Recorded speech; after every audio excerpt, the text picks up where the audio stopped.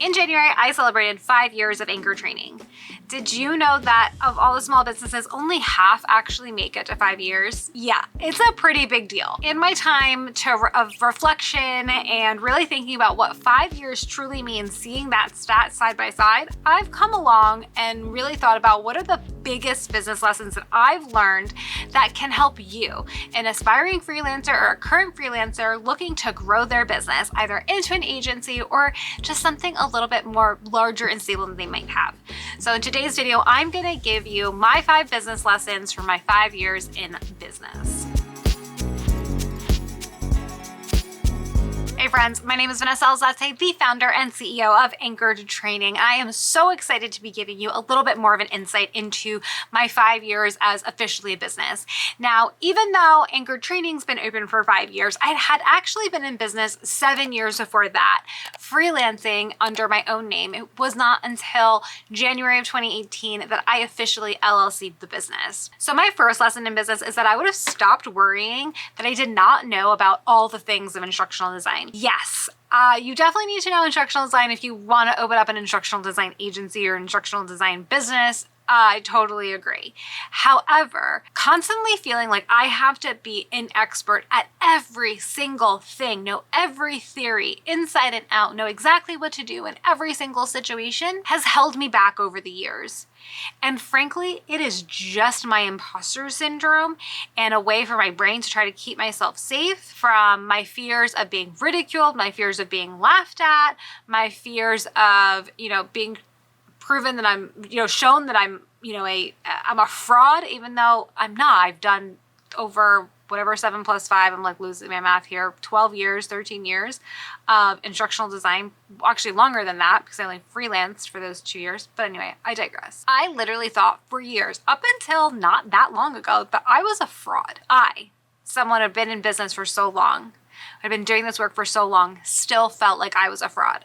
So for those of you instructional designers that are new to the field, that are just getting started, that are maybe transitioning in or just a few years in and you feel like a fraud, know that that feeling for a lot of us never actually goes away. Again, it's all about imposter syndrome and we all have it in some way, shape, or form, and we just learn how to manage it, right? Or we learn how to deal with it, but it doesn't actually go away. If I'm honest with myself, I'm never gonna know every single thing about instructional design, the ins and the outs, because for me to actually sit there and master every single aspect of instructional design and, workforce development and organizational development, all the pieces, things that you need, right? Like the graphic design, the authoring tool skills, like that is way too much for one person to master. When would you ever make the money to actually run the business? I share this with you because I know that a lot of, instructional designers that might be looking to freelance, that are looking to transition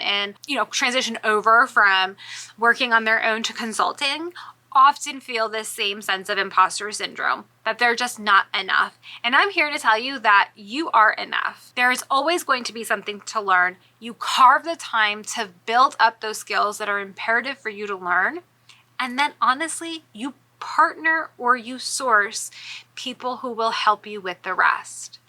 So I have people on my team now that are better than me at knowledge transfer sessions, needs analysis, better than me at graphic design, better than me at storyline. I stopped giving an F about that. That's actually I'm a better CEO because of it, because great CEOs hire people who are better than them at those types of things. Because if you are the best and you build the entire business based around you, as opposed to building the business as its own living, breathing entity.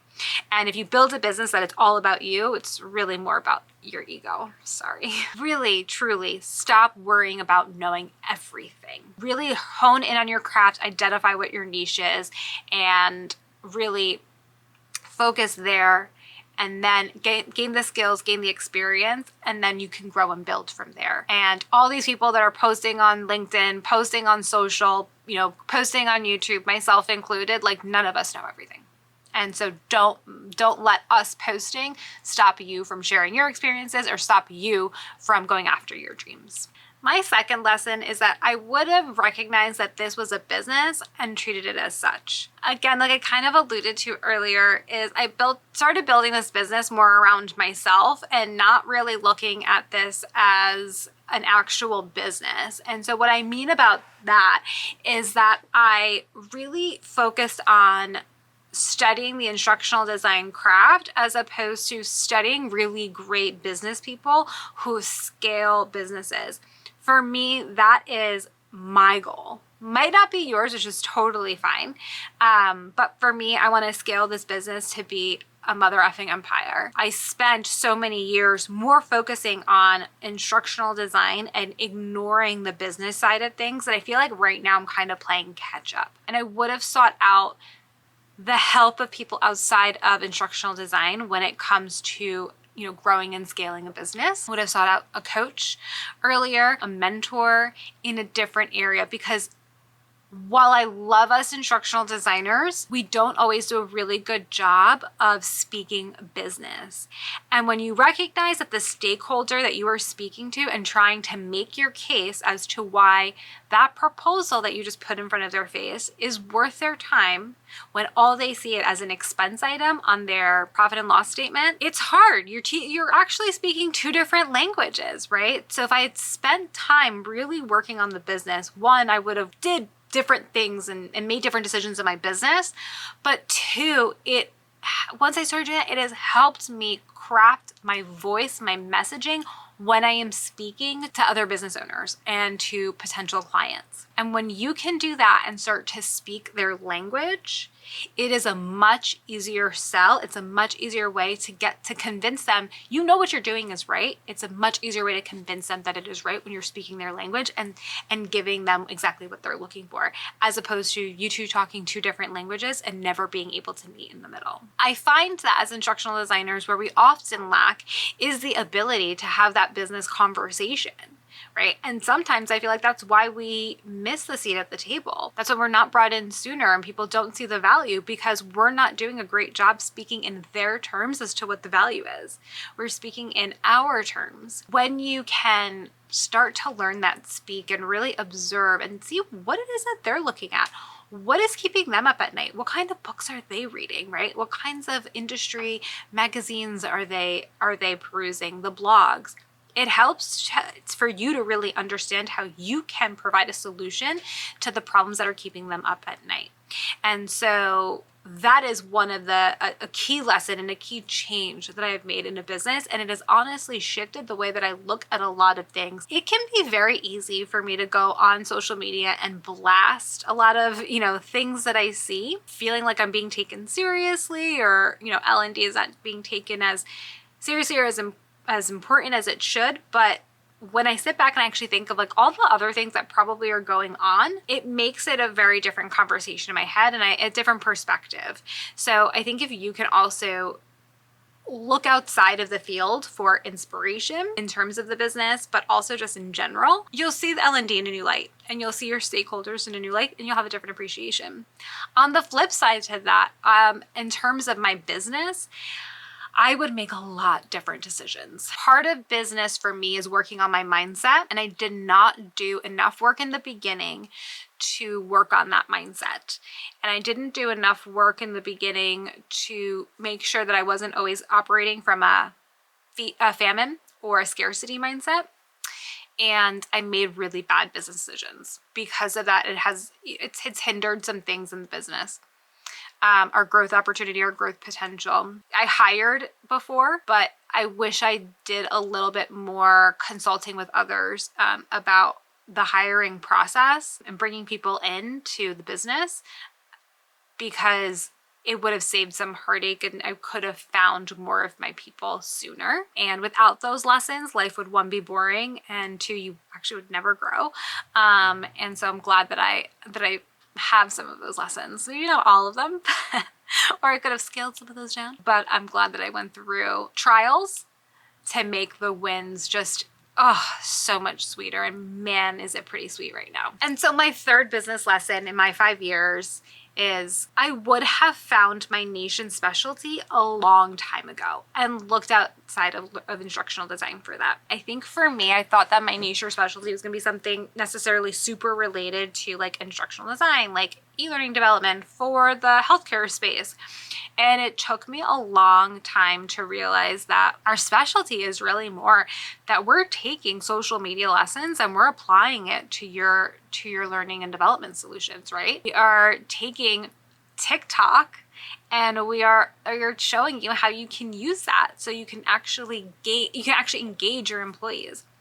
We are bridging, right, the analog and the digital worlds. That's a huge conversation, a huge stressor for a lot of organizations is how do you deal with so many generations in the workforce right now and appease all of them? And so that's a conversation we have a lot. And that's something that we talk with our customers about a lot. So realizing that that really could be a niche or specialization, if I'd done that sooner, I think we would be in a different place now. And I also know that it took us a while to get to that. Look at a few different niches for a while until I finally honed in on really what was our specialization, what was our secret sauce, and also realizing that a niche and a specialization are two totally different things. If you're interested in learning more about what the difference is between a niche and a specialization, give this video a thumbs up and I can do a video all about what the differences are and what might be best for you. It can be hard and difficult to get the mindset right about niching and specializing. We think that we don't want to niche and specialize because we're going to narrow our pool so much that we won't have business,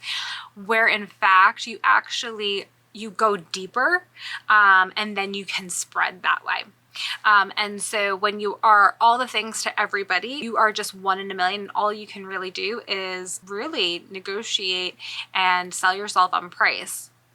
But when you really niche down and you specialize and you find that thing that is totally different from everybody else that someone will actually buy, you can really command high figures for your work. It changes everything. You get looked at as the expert. You're the one that pops up in people's minds. So it takes a time to get there for sure. And I wish I had done, marketing sooner. It's definitely worth it. And so I think that times of craziness, I guess this is like a bonus tip, but in times of craziness and when you have so many projects, you forget to work on your business and not just in your business. So make sure you're always carving out that time to work on your business because it is just as important as working in your business. And for me, I actually find it to be more important. I'm able now to, have a team to help do the in the business work. But when I end up having to get pulled into the business and I'm not focused on the business, we feel it.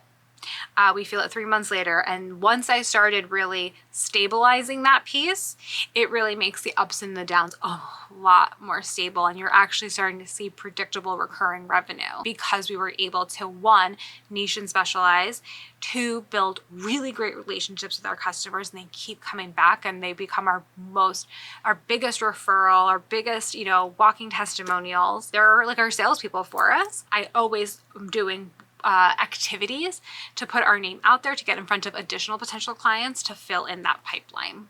And if you're not thinking in that way, you're going to see a lot of ups and downs in your work. And that's kind of how it goes. The 4th lesson in business is I would have found my people a lot sooner. So you might have been seeing on my LinkedIn, I am hosting the Learn Getaway with Nicole Papiano-Lugera and Robin Sargent. And we are so excited. We got together in September in New Jersey. I think we did I feel like almost all of Jersey, but a lot of the Jersey Shore, we showed Robin. And it was really amazing to plan a weekend where we didn't do work. We just planned to hang out, play, and show Robin Jersey. But a lot of work clarity happened because we were able to actually rest and stop.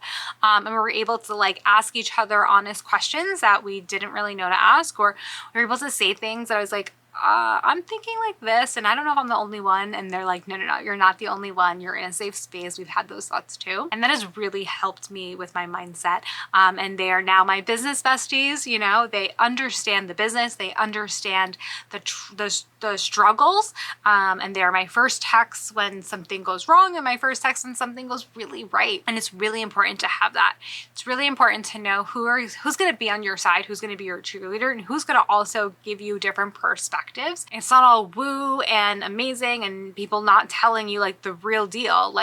I'll call Rob and ask her something, and she's like, here are all the things that you have to consider based on that decision that you want to make. Some of them, they're not like all rainbows and sunshines. And so having those perspectives are really helpful, and having the people that you know you can trust to have those conversations, it's game changing and it's amazing for your mental health. And as a business owner, especially one like, you know, if you're like me, who is a parent as well, or a caregiver, you need that mental health check, right? You need that clarity. You need the ability to have that time to work with someone else, to have those conversations with someone that gets you. So find your people. And then the fifth lesson, my last lesson for today, is I would have given myself a freaking break. I am so hard on myself. Literally, I have had an amazing beginning of my year. Amazing. Like, it felt slow the first like week or so, but then all of a sudden all these contracts started getting signed, like really big contracts. And I've like yet to celebrate. I'm really hard on myself. I'm always like, oh, this could have been better. This should have been better. Like, give yourself a break, right? And I'm trying to be better about that. I'm trying to celebrate the small wins. And I'm already thinking about, okay, now that I see a lot of like where I'm going to be in conferences I'm going to be going to, where can I already build in weeks that I'm not going to be working and give people like the heads up now that I'm going to be off the grid for that week. But give yourself a break. This is like a lot of work. To have a business is a lot of work. It takes a lot off from you. It takes a lot from your loved ones around you. It takes a lot from the people that are, you know, that are part of your business and everything. And so you need to give yourself a break, because if you're totally burnt out, you're going to think that you're burnt out on like instructional design, where in fact, you're just stressed and burnt out because you're running, burning the midnight oil, right? Or like burning the candle at both ends. Take the time to get a break. Build in time for rest. Pre-plan those as much as you can so that you try to hold your boundaries and you know, hold yourself accountable. Because when you're able to give yourself a break, even if it's at, you know, a retreat or like masterminding, or even if you're just completely like sitting on your couch, playing games or watching the Housewives, your business will be better for it, and everything will truly still be there once you get up off the couch. If you never give yourself that time, at some point, everything will implode. And so friends, I want to thank you for coming along this ride for the last 5 years, for participating in the channel, and for really helping to grow, you know, myself, the channel, the business, and connecting with me, commenting, liking, sharing our videos, you know, sending me DMs and telling me, you know, about how this content has helped you. It has honestly been my pleasure. It has been truly an honor for me to help to give this back to the field. And I'm really glad that we're having this conversation. I don't see a lot of this business side of conversation happening when it comes to instructional design. So I know that some of you may feel like it's not applicable to you, but you never know when you're going to end up here. You never know when you're going to have a business. I never thought 5 years ago, 7 years for that, whatever, 12 years. I'm like truly bad at math sometimes, y'all. I never thought I was going to have a business ever, ever, ever, ever, ever. This has been such an amazing surprise to my life, but it's also been me realizing like, damn, this is exactly what I needed to be doing, and this was who I was meant to be. And I want that for you. So if you ever fall into being the accidental agency owner like me, I hope that these lessons can help you so you stumble a little bit less along the way. Friends, thank you so much for watching, and I will see you in my next video. Bye.